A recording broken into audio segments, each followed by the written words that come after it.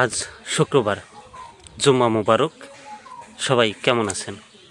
আমি গত 2 দিন ঢাকায় থাকার কারণে নিয়মিত ভিডিও দিতে পারছি না, তবে ঢাকায় একটা আলাদা এক্সপিরিয়েন্স অর্জন করছি, সেটা আপনাদের সাথে শেয়ার করব।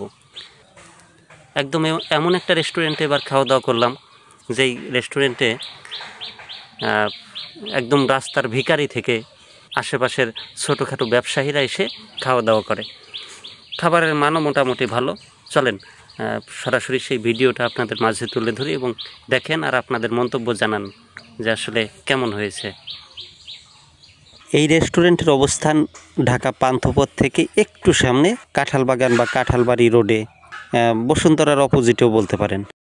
খাবার, অনেকেই খাবার খেয়ে থাকেন বাইরে রেস্টুরেন্টে দেখানোর জন্য, অনেকেই ফুড ব্লগ করার জন্য, অনেকেই আবার শখ করে খেয়ে থাকেন, আবার অনেকেই দেখে খেয়ে থাকেন। খাওয়ার জিনিসটা এরকমই, তবে বেশিরভাগ মানুষ খাবারটা খায় ক্ষুধা নিবারণ করার জন্য।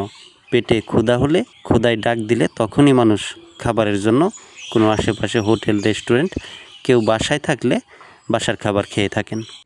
আজ আমরা এমন একটা রেস্টুরেন্টে খাবো বা খেতে যাচ্ছি, যে রেস্টুরেন্টে পথের ভিখারি থেকে শুরু করে আশেপাশের ব্যবসায়ী লোকজন এসেও, ছোটোখাটো ব্যবসায়ী লোকজন এসেও এখানে খাবার খেয়ে থাকেন। এই খান রেস্টুরেন্টের খাবারের স্বাদ নিয়ে থাকেন। এই রেস্টুরেন্টের অবস্থান হচ্ছে ঢাকা পান্থপথের একটু পাশে বা বসুন্ধরার অপোজিটে বা কাঁঠালবাগান রোড বলতে পারেন।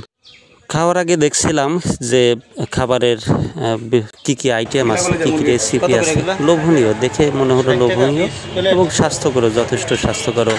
ঢাকা রাখেন, সব কিছু ঢাকাই থাকে। ভালো স্বাদ না? আমাকে 2টা ভাত দিও মামা, 2টা ভাত। রাস্তার পাশে বসে খাচ্ছি।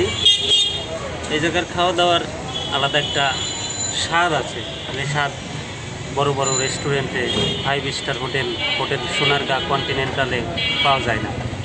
এসব খাবারের মান যদি মেলাতে যান, বাড়ির খাবারের সাথে অনেকটা মিল পাবেন এসব হোটেলে। মামার হোটেলের নাম কি? খান রেস্তোরাঁ, বসুন্ধরার অপোজিটে বা পান্থপথ কাঁঠালপাড়া রোডের মাঝে বলতে পারেন।